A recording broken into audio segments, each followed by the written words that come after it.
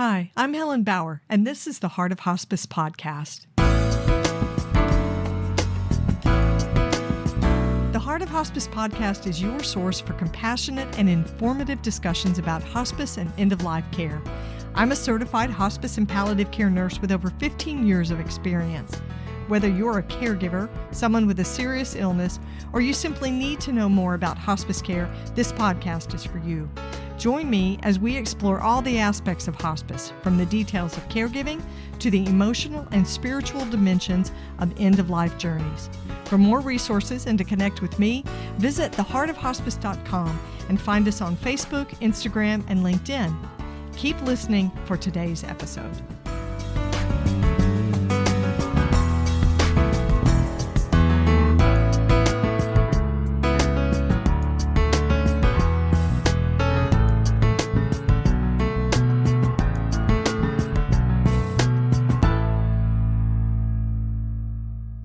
This is the Whole Care Network.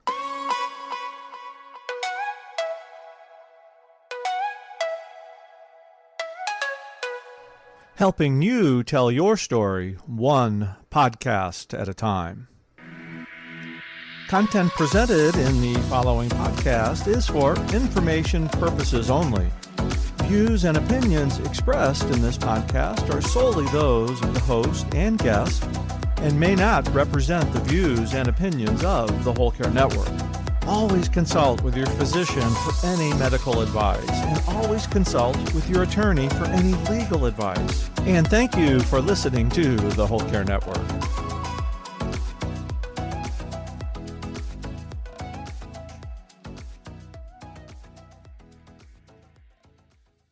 This episode is sponsored by Hospice Navigation Services.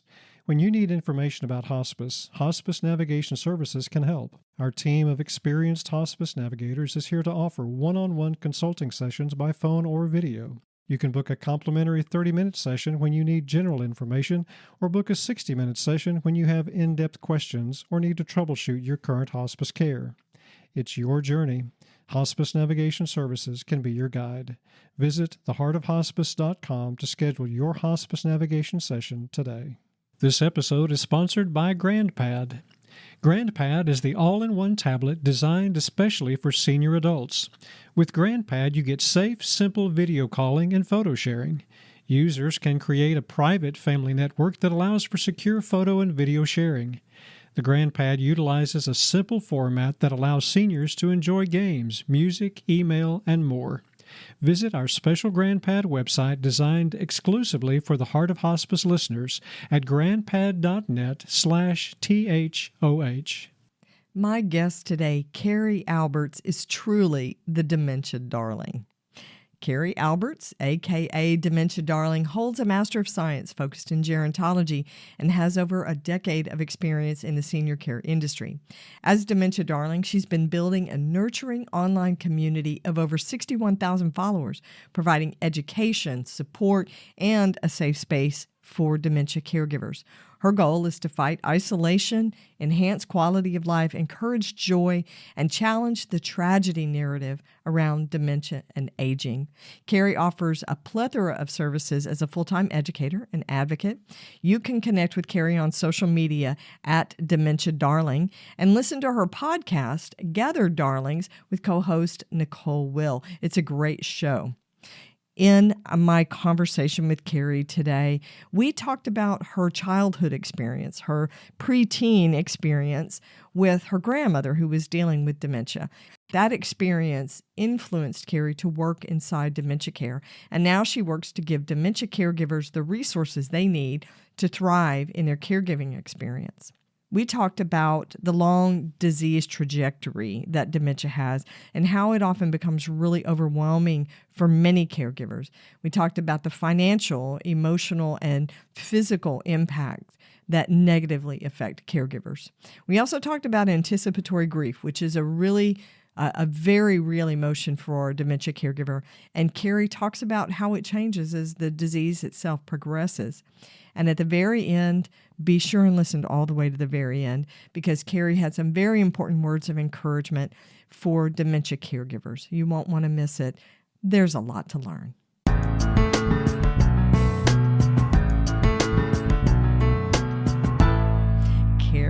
I have been looking forward to having you on the show. Welcome to the Heart of Hospice podcast.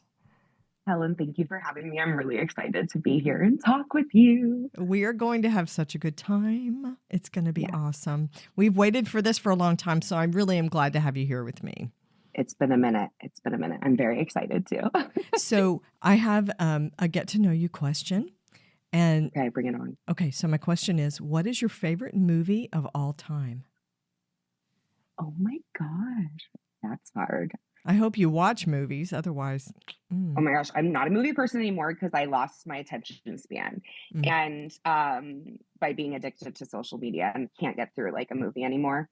But I will say I just went to, and this is going way more than you needed to hear, but I just went to the new Bob Dylan movie, The Complete Unknown. Oh, yeah. And I was blown away. Really? And I don't Was go to that movies. good? Yeah, I don't either. Oh, it was so good. It was so good. And I went with my dad because he's the one who like made my sister and I love Bob Dylan. And I wasn't bored for 1 second. So blown away by Timothy Chalamet. But what made me think of that was the last time I went to like a meaningful movie with my dad is my favorite movie of all time, I'd say, it was when I was 13. It was the movie Across the Universe. And it was like a Beatles rendition, like musical. And it was so good. And I still listen to music to this day. So I love like 60s, 70s stars in their musical era movies, I guess. But here's the question. Here is the question. Do you understand anything that Bob Dylan says in his music? No, no one does. Like, Nobody it literally does. sounds like that. I went to a concert of his once with my dad when I was a teenager and so excited. Could not tell you what one song he even sang was because he changes the notes. My dad told me, he's like, oh yeah, and he even changes the notes. So he's like singing lyrics from one song, but he's using notes just like new ones he wants with it. So you really don't know what he's saying. That's hilarious. But he's It's beloved. wild. He's an icon. Oh, he's an icon. That's so it's kind of hilarious. nice because in the movie you could actually understand. Yeah, like, you can the words. understand Timothy Chalamet and what he's saying as Bob Dylan. For the most part, yeah. For the most Yeah. part. I may need to go watch it because I'd like to see how he actually developed that singing style because surely he did not speak like that through his life.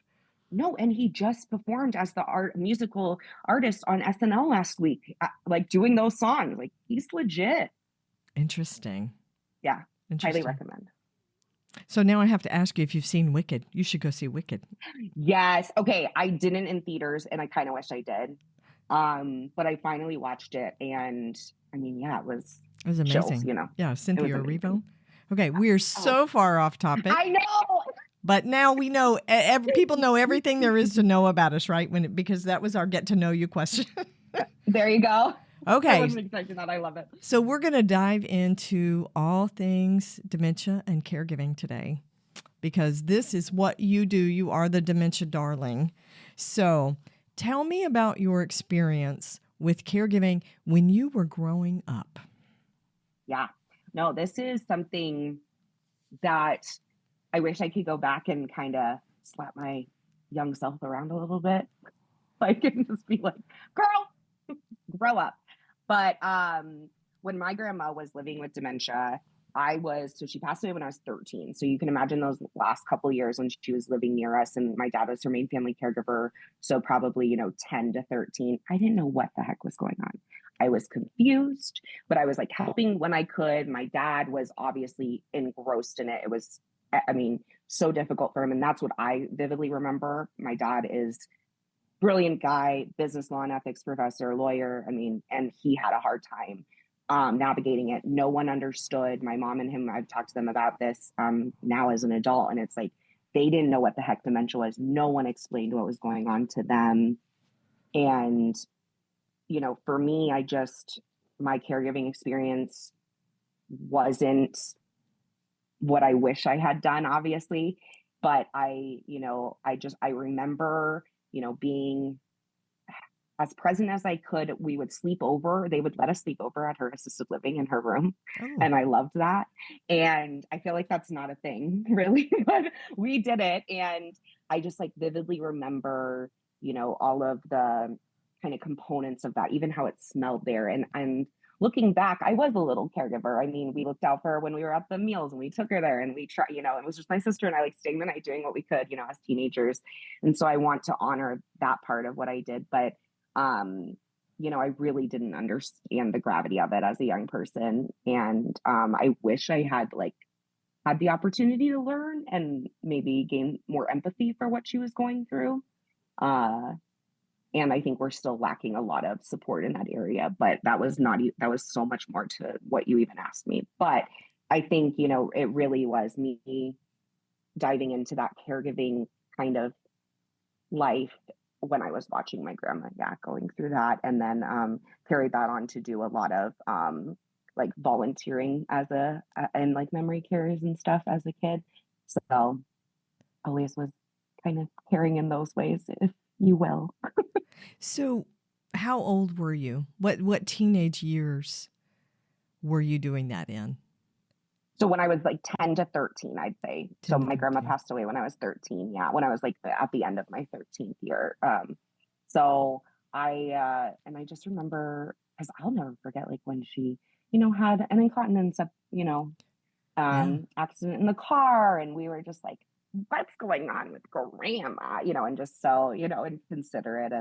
And I just look back and just wish I had, my parents had the tools to even know what was going on to explain to us. And so, I was very young. And then my sister's 3 years older. And we were both so engrossed with being teenagers, just ourselves, and, when it was oh, we're going to go see grandma in the memory care, it was like, again, do we have to? And I just wish I could have had empathy for what she was experiencing and my dad more. But now, but I didn't realize how much was sinking in at the time too. Well, and I would tell you, Carrie, teenagers are teenagers. That's a lot to expect from a younger you. Up too much. Yeah. But it's as Dementia Darling, I'm oh, you could have been so just, something for her in that time. And so now I'm kind of dedicated to doing that for everyone else. Thank you. Thank you. Yeah, you were. And you wouldn't be doing the work in the same way that you are now if you hadn't had the experience like that. And I think this is a good thing to talk about on this episode, because not all caregivers are adults. There are a lot of teenagers and younger kids that are part of a caregiving system inside multi-generational households. Very much so. And I forgot the number, but millions of kids in America are caregiving, and they have a lot of pressure on their shoulders. Right. And one thing in particular that we're not talking about, and I'm really passionate about the work that Lorenzo's house is doing. They're a foundation specifically for younger onset families. They work with children as little as 4 years old that has a parent with dementia. Oh, wow. So they work with people with the youth are the ones that they focus on that have a parent living with dementia. And so these resources are so needed. There's a lot of books. There's a lot of kids' books coming out about, your grandma or grandpa. I'm starting to see some about parents with brain change, but there are a lot of wonderful books. I even have a book on my desk right now. It's the kids' book for understanding long-term care. Oh, wow. So nobody understands long-term care. No, I needed it for me. Let's be real. Right. So, the Dummy's Guide to Long-Term Care. That's what I need. But I needed it even more so for children under the age of 6 to understand. But no, it's important. You really had an unusual experience. Maybe that's not the right word, because there are other kids undergoing the same thing. So how did your caregiving experience with your grandmother shape the work that you're doing as Dementia Darling? Absolutely. So honestly, like what we said earlier, I wouldn't be here without that experience. Without my grandma was the one that planted the seed right into what I am and why I'm on this earth. Honestly, she's my why. And everyone past, present, and future living with dementia, they are my why. So, obviously having that experience and then growing up, and it was time to go to college, and talking to my parents and them saying, when I was trying to figure out what I wanted to do, and, I know I love elders. I know I wanted to figure out what I could do in this space. And, always interested what happened with my grandma and how I could have helped in that. And so I was really lucky to go to a school and focus in gerontology. So I have my bachelor's and master's in that. And during that time was when I went on to my professional caregiving experience. And that's what truly changed my life. Working with people every day, living with dementia, in different parts of their journey, and their family caregivers in an intergenerational adult daycare setting. That was what solidified why I do what I do. But always through, meeting these people and being part of their life as a caregiver and just someone who loves them, I always, would come back to, man, I hope someone did this for my grandma. Like, I hope there was someone in her world that was like, working at her community that was like giving that love to her. And it's just, I want to be that person that everyone deserves, and so that really solidified why I do what I do. And so my caregiving experience throughout my 20s and throughout college was what just made me really understand why I'm here and what is needed, and the reality of what these families are facing. And like you said, the intergenerational, it touches the entire family. It's not just the person, the entire family is affected.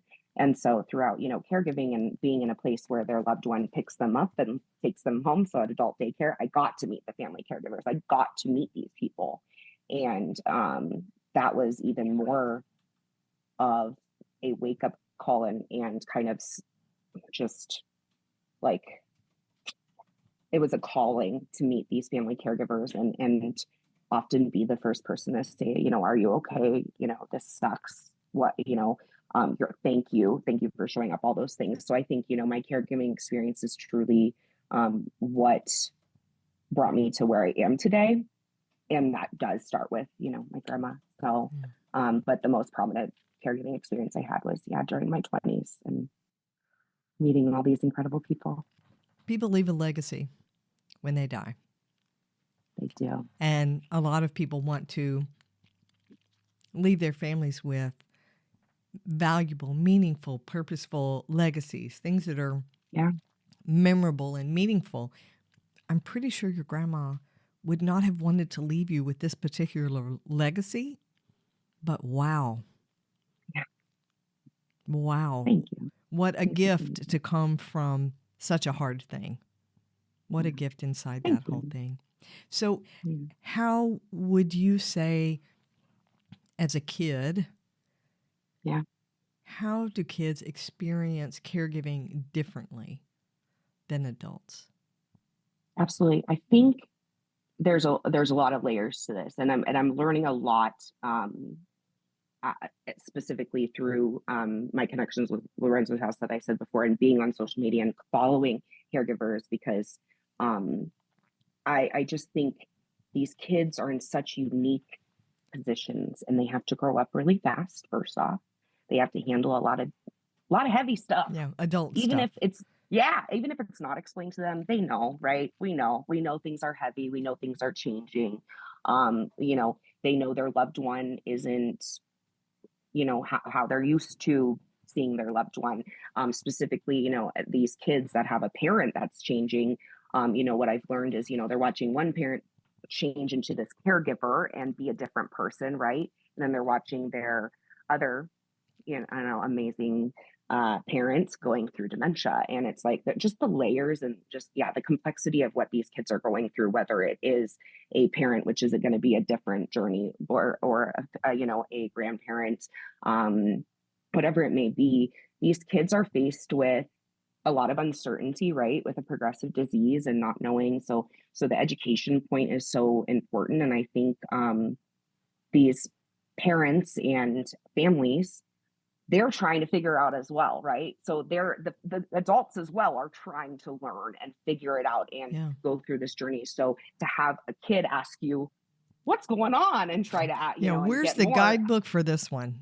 Yeah, I mean, it's just too much. So I think that kids are in a really tough position. And a lot of kids, I think from what I'm learning too, is they don't know how to talk about it with their friends, right? It's not something that a lot of people can relate with. Yeah. And if they can, you won't know because you're not going to probably bring it up. Right. And so I think there's just a lot of stigma and so, these kids are up against a lot, and it takes away from things that maybe their peers get to do that they don't, because, they have to do other things with their family because they can't be a part of, certain things, whatever. There's so many complexities to dementia and how it affects the entire family. But yeah, I think kids are just really kind of stuck in the chaos of it because there isn't much direction for family members who are going through it, the adults, to help guide them.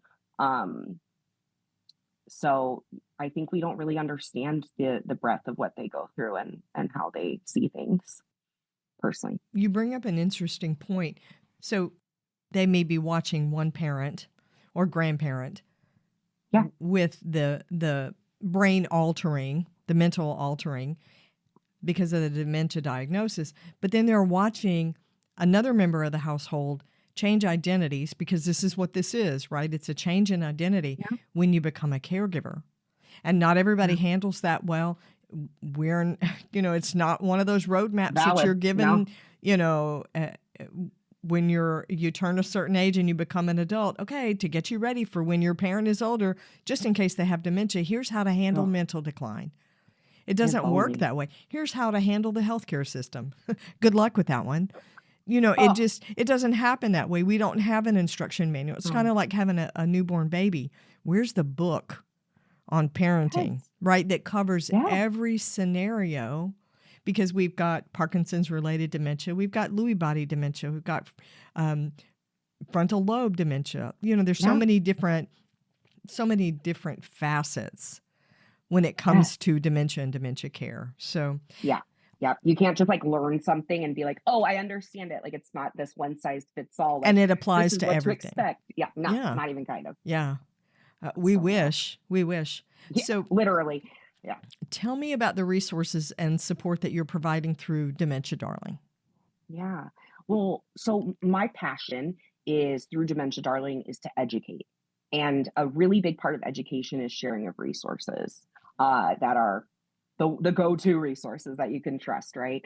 And so through Dementia Darling for family caregivers specifically, my goal is to uplift compassionate dementia care education, whether that be dementia care at large, how you're handling situations, how you're communicating, things like that, but also the compassion to yourself as the caregiver. So I'm really trying to and compassion in society, right? Pushing back against the tragedy narrative, pushing back against just these terrible views of what dementia is and aging is in general. So I'm really trying to be a voice, an advocate for the dementia community, but through that, my main, focus is educating in short form ways through social media to help people. I want, people to have the resources and the education available that they need. And unfortunately, you have to go to social media these days because our doctors don't even know where to point us. So here you have to find me, a pink-haired girl on Instagram, telling you you're doing a good job, but I'm trying, we got to figure it out together. And so I really am passionate about sharing resources. It's like something in like the business world I've learned now is people are like, how do you just share everyone you love without getting paid for promotion? I'm like, I'm not going to gatekeep things from dementia caregivers. That's never going to happen. Right. Here, if you want this, we've got it, but you're going to have to pay. Yeah, no, we need this. We need everything we can get. We are starving for help and support that's accessible.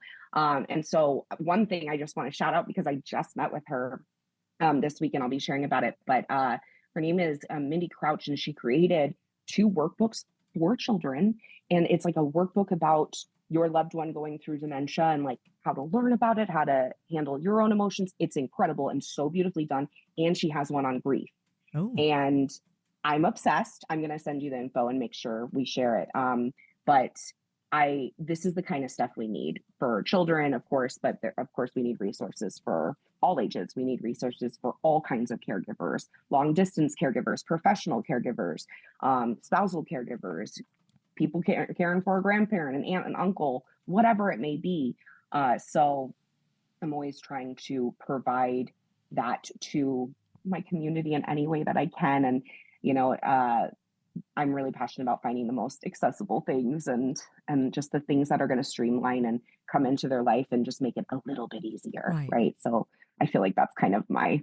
Yeah. Just that one tick up. Something. Yeah. I am loving this conversation, but we're going to take a break right now. There's more to come. When you need information about hospice for yourself or someone you care about, Hospice Navigation Services can help you navigate hospice care for the best end-of-life experience possible. If you're walking this journey and need the help of an experienced guide, Hospice Navigation Services is here for you. We understand the importance of having a guide who can provide personalized, unbiased support. Our team of experienced hospice navigators is here to offer one-on-one consulting sessions by phone or video. Whether you need information about how to start hospice services or guidance for your current services, we're here to listen and provide compassionate support every step of the way. You can book a 30-minute free navigation session with an experienced hospice navigator when you need general information to start your hospice experience. Book a 60-minute hospice navigation session when you have in-depth questions about hospice or need to troubleshoot your current hospice care. You deserve compassionate support and guidance for your end-of-life care. It's your journey. Hospice Navigation Services can be your guide. Visit theheartofhospice.com to schedule your hospice navigation session today.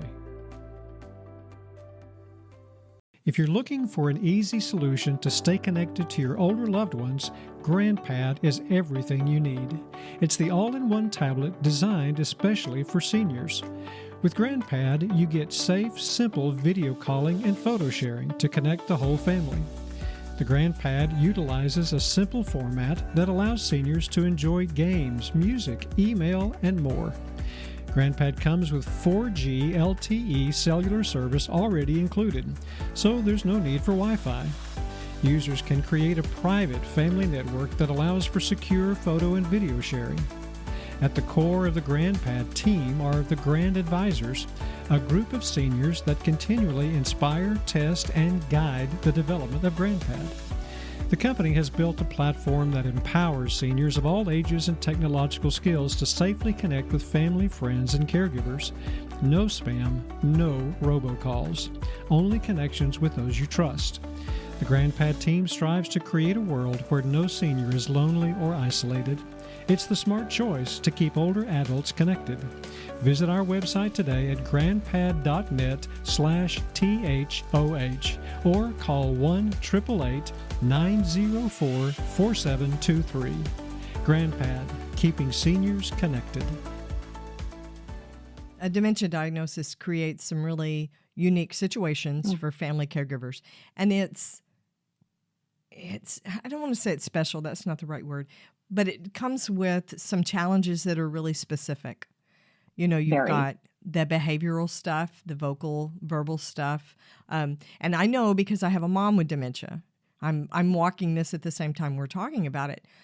Yeah. And it really impacts people in some unique ways. And what are some of the ways you see dementia diagnoses impacting family caregivers? The number one thing, and thank you for sharing, because you make people feel seen when you say, you know, your story and you share that. So thank you. I think the number one thing that we all have to really understand is that isolation is the worst thing, and it's so prominent for caregivers and for people living with dementia. And we know after COVID, isolation is deadly. We know this. We know this for elders specifically too. You know, we know isolation is really scary. And unfortunately, that is the largest issue or the first, I feel like, main issue that caregivers, you know, are up against is right away, unlike other maybe illnesses, diseases, people might come with, you know, casseroles for the freezer and right. You know, they might come in flocks, whatever. With dementia, people seem to retreat. People seem to, we're still at that stage in society that we're uninformed and people don't know what to do. It makes us uncomfortable. There you go. Thank you. It does. And I think people are just more comfortable staying safe and kind of just removing themselves, unfortunately. And this is people that have been, you know, friends with you for 30 years sometimes, or their family, you know, and that's what's so hard is these poor caregivers and their loved one kind of are just left in the dust. and they have each other. And because when you're living with the person, I'm saying that feels really isolating. Yes. And because I often hear caregivers say, it feels like I'm a prisoner in my own home. It feels like people don't even want to try to be a part of my life anymore. And I think that the isolation on top of the loss of self for these caregivers that are so inundated with, just being in the thick of it. And with dementia being a progressive disease that could go on for years and years and years and years. Yeah. When people are thrown into it and they just go, right, you throw yourself in and you go as hard as you can because you don't know anything else to do. You're in fight or flight mode. And then you realize, oh crap, I have to make this a long haul. This is a long journey. Yeah. When you actually come to that realization that this is what we're doing. Yeah. And yes, I could do this for another 10 years. Yeah. Horrifying. And it's only going to stack and snowball and get harder. Yeah, it doesn't get easier the longer you do it. Like you've learned this skill and it gets easier for you. It's going to change. No, you're always having to learn a new skill, right? Right, it's going to morph. Disease that we don't know Yeah. what could come next. And this is what's so frustrating to me because dementia caregivers and just our society, we need to have this education. We need to be able to go into this really difficult role with some sort of navigation. And unfortunately, it's just all over the place. Nothing is streamlined, nothing, Right. But I think that is the biggest. And then right after that, the financial strain of things is just so impactful for people. And it's just, it's really scary to think of how expensive things can get in a progressive disease. And I think that is just such a barrier for families. So I think, the isolation and financial issues. And then of course, lack of resources, lack of, healthcare, lack of all the things, lack of actual doctors that can diagnose, lack of geriatricians, lack of all the things. Lack of It's just referrals too to much. a neurologist who's experienced. Yeah. Yeah. And then they can maybe see you in a year. It's just wild. If there's even one, much. if there's even one where you live. In your area. Yeah, Mhm. because we do have a shortage. Yeah, interesting. Yeah, Not ready. and I hate to get so negative, but I think there is strength and a place to build on when you acknowledge, right? Yes. I'm have to. I know the glass is half empty because I know that it's half full, right? Yeah. I'm a realistic optimist is what it is. So I believe in acknowledging where the warts are and then going after the solutions for them. I agree too, completely. And that's why, it's a hard balance, right? Walking the line of being the Debbie Downer all the time. I'm just hey guys, let's talk about dementia. My family just is probably over it. How do you validate their struggle if you never say, damn, your life sucks as a caregiver. Your mother went out the backyard into the neighbor's yard and took off all her clothes. Yeah, this sucks. This is unfair. Dementia sucks. Yeah. Your person doesn't suck, but it sucks that this is happening. Right. Yeah. I get it. Yeah. And no, validation is all I want to do for people because when we feel validated, it's everything, right? Especially in the lowest points of our being, and just finding community. And that's why it's so beautiful to see how the dementia community online has grown. I mean, I never want the dementia community to grow. I wish, in the sense of that dementia was gone, right? I wish that no one had to there was me. no need for us to even have this conversation. Exactly. Yeah. When everyone gets rid of me on their social media, then we've won, right? They don't need Nobody us needs anymore. it. But unfortunately we're here and it's growing but to see community and to see caregivers showing their story and being look at this. This is real. I need help. We need help, and that's what we need to see. And it's beautiful to see how many people are standing in their truth and speaking up. Yeah. There is incredible power in connection and community. Absolutely. Absolutely. Just in the podcast, the folks that I have come across who are doing caregiving work who have had their own experience with a family member with dementia, I have gained so much support. I have 3 extra sisters who are caregivers for their mom, that kind of thing. Yeah. And it's really important to be able to say, call me up. Shoot me an email and say, this week was hard. 100%. Yeah. So It's I so think the hard. dementia caregiving role has, I'm going to say special. It's unique in some different ways. Yeah. It's unlike any other. It truly is. And, all caregivers have a hard job, all caregivers across the board. Yes. But I do truly believe that dementia caregivers have the hardest job on earth. It is not something that, first off, physical, mental, emotional, all the things, right? That it affects, it touches everything. And as we said before, it's progressive. And it's this ever changing, and you never know when the shoe's going to drop. Right. The fact that your person requires 24/7 care at some point. And there's just so many nuances that people do not understand in other, I think, caregiving positions for sure. Yeah. The anticipatory grief of the next stage, and I know, there's other diseases with next stages, absolutely. But yeah, dementia is just so, and the fact that the emotional component of your person's forgetting who you are, they're forgetting who they are. That's something that no other, I don't think many caregivers have to, have experience with, but dementia caregivers are taking care of someone that they love as the person is changing from that person, like who they once knew. It's the hardest thing ever. It's just so freaking unfair. So I think every person with a life-limiting illness has a change in identity, because having an illness changes who you are. Absolutely. But it becomes, with someone who has Alzheimer's or dementia, it becomes a loss of identity. Yeah. My mom, case in point, my mom was asked in her nursing assessment for the assisted living, what did you do for a living? My mom was a school teacher and a principal, a school administrator for probably 40 years. She couldn't tell them. That was part of her identity. She was an educator. So I think loss of identity, and then the anticipatory grief that caregivers experience. Let's talk about that. Yeah, across the board, right? Yeah, prolonged. Across the board, caregivers, yes. Prolonged. And I think it gets peeled away layer by layer. There are little pieces that drop, and all of a sudden you realize, I'm a caregiver. What's been your experience with these caregivers as they have sort of grown into that caregiving role and realized that's where they were?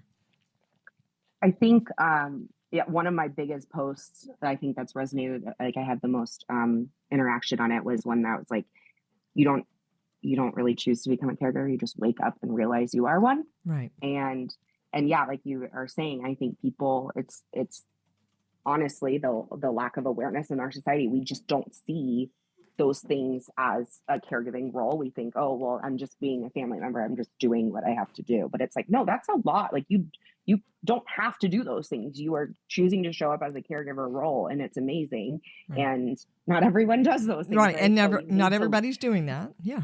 No. And so please, like, see that as you are fulfilling a role, and that's just not seen until, I feel like, as you said, you're in the thick of it and you're like, oh, this is my life. Like, this is taking over, it becomes this full-time role. And caregivers really do, specifically with dementia, are full-time, no matter where they are in their journey, because when you get past a certain point in dementia care, those caregivers are on 24/7 mentally, right? Yes.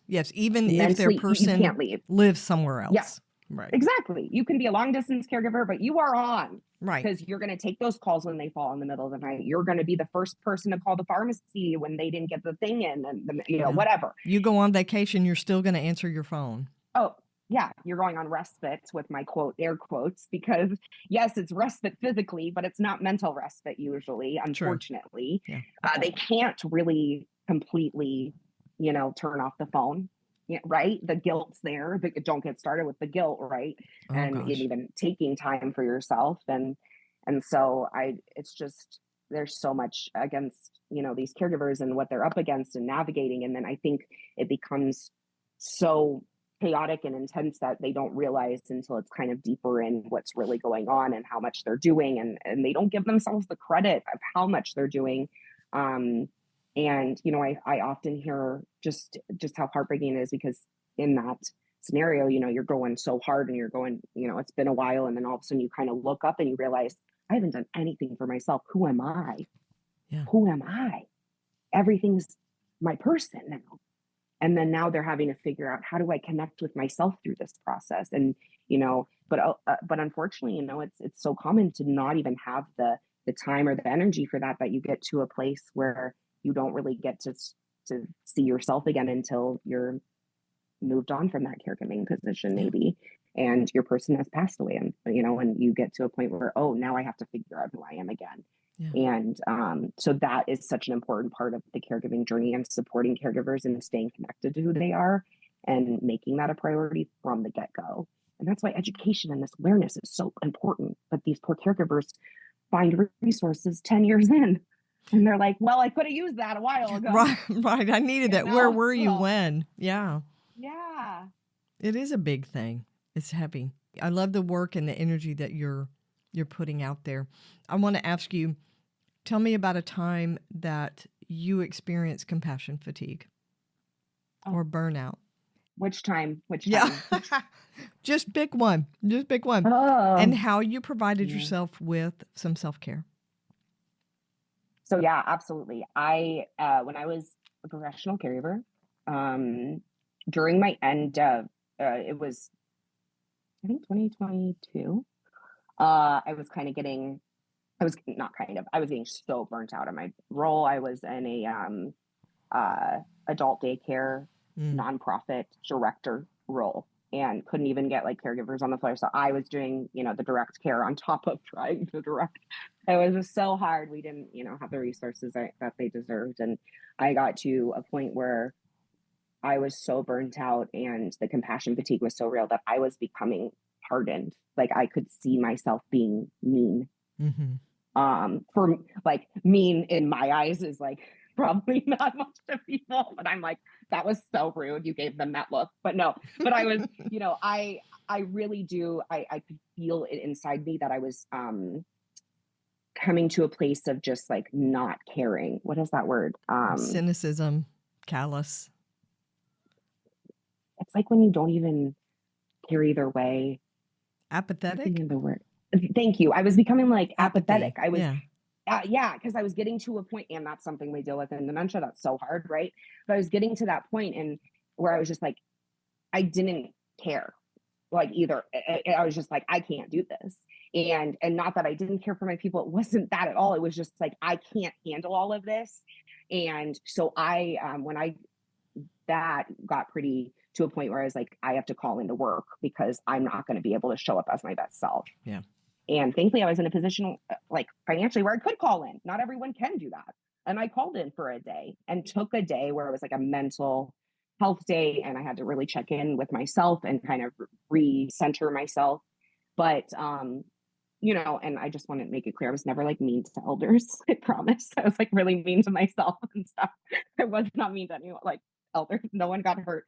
But, you know, I could just tell that I wasn't giving what they deserved. Right. You know, I wasn't the overly loving person that I wanted to be anymore for them, and that they deserved to show up for them.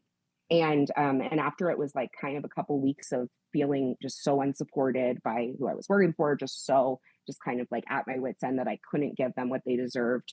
I did end up quitting. And that was the hardest decision ever, to leave my people, but I knew they deserved better. And I couldn't show up like that anymore. I had to kind of take a turn and do a job where I wasn't always so close to people, because I was getting to the point where I was losing so many people that you love and you care for. And, you know, from living with dementia, and, you know, you lose people and people pass, and my heart couldn't take it anymore. It'd been like 10 years of just losing people. And that's when it was finally like, I can't do this. Yeah. And so, yeah, I took care of myself by, you know, having a lot of crying nights with my family and saying, am I allowed to leave? Can I do this? You know, and finally realizing what was best for myself and was best for them and everyone was for me to take a step back and do something else. So that was my major I think, wake up call that, you know, I really need to make sure that I'm taking care of myself. Because if I don't take care of myself, I won't be able to do this work very long. And so, yeah, some people can do the caregiving on the, one-to-one caregiving for their career, and they can handle it. I'm so highly sensitive, and it just got just too much for me to mentally handle. And yeah, I think that it's so important to understand and give yourself grace, but truly understand your feelings and that you're human, and it is so freaking hard to be human. And whatever you can to pour into yourself, and if you have to make it, so it's like, because people feel guilty about doing anything for themselves. So if you have to make it in your head this way, caregivers, if you don't have self-care and pour into yourself, you can't show up for your loved one. So it does affect them. Right. If that's the only thing that will motivate you, Yeah. is that you will fail at taking care of your person. If that's the motivation you need, go right ahead. But sometimes self-care is just hard. Oh yeah. And every season of our life changes, right? So you never know. Some self-care, late, early in our life might have been, what we needed, but now in caregiving, it might look completely different. Yeah. And it might not be that massage or beach trip, but I got up 5 minutes early so I could breathe in peace. Yes. And have a cup of coffee, or, having an extra long shower on, one day a week, whatever. But you have to let yourself understand that this changes. Your self-care will change again. You will have time for those things again, but do what you can. But it's valid. I get it. I've told people try 2 to 5 minutes, and they're like, you're right. Yeah. I'm Yeah. like, Do okay. I have 2 to 5 minutes? Probably not. Yeah. I get it. Absolutely.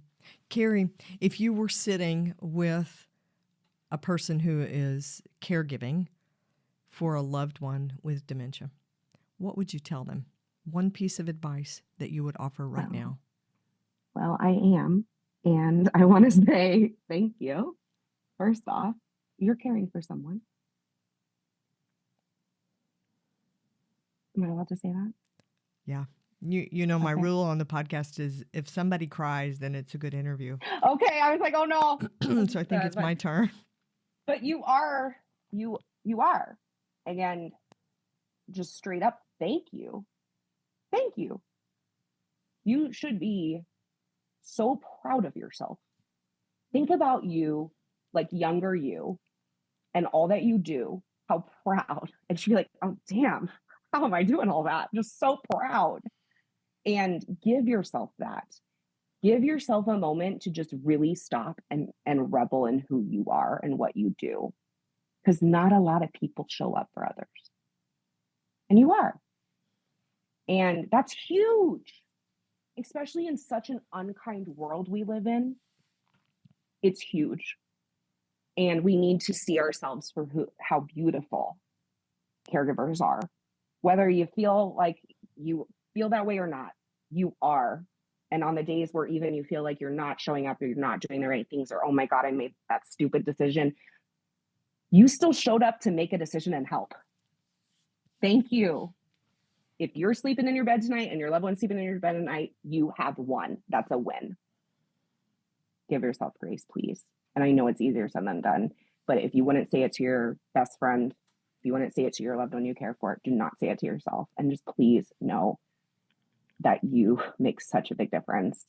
And I just thank you. Thank you, thank you, thank you. That's what I would say. And then hug you really big. I love it. So to those of you listening, if you are caring for someone with dementia, hold that message really close. You may not know that you needed it today. I didn't know that I did, but I did need it. And I'm so grateful for you, Carrie, and the work that you bring to this space as Dementia Darling. And I think your name suits you perfectly. Thank you so much. I am honored to have this conversation with you. And I do hope, I know it will, but because there's so many dementia caregivers out there, or even someone who's listening who didn't realize they're a dementia caregiver, I just want you to know you are not alone. Even on those days where it feels like you're alone because you're in your house alone and you're crying and you don't know what's going on or what to do next. Please know, unfortunately, there are millions of others crying in their rooms thinking the same thing. And we have to find each other. We need to speak up and be proud of the caregiving role that you hold. Don't shy away from it. And you will find your community. You'll be surprised the people in your life that will show up once you start talking about it. And just know, yeah, please know you're not alone. Thanks for listening to the Heart of Hospice podcast. Check out our sponsor in the show notes, and please leave a rating and review on Apple Podcasts. We would appreciate it if you would share this episode with your friends and family and anyone who needs to know more about hospice. Connect with us on Facebook, Instagram, and LinkedIn. And remember, no matter who you are or where you are in your hospice journey, you are the heart of hospice.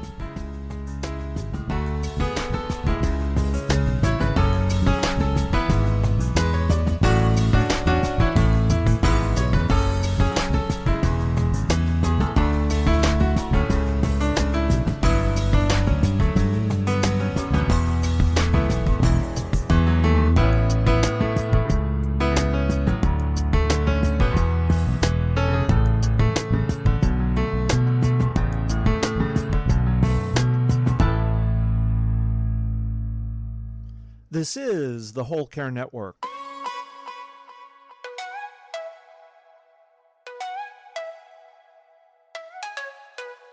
Helping you tell your story one podcast at a time.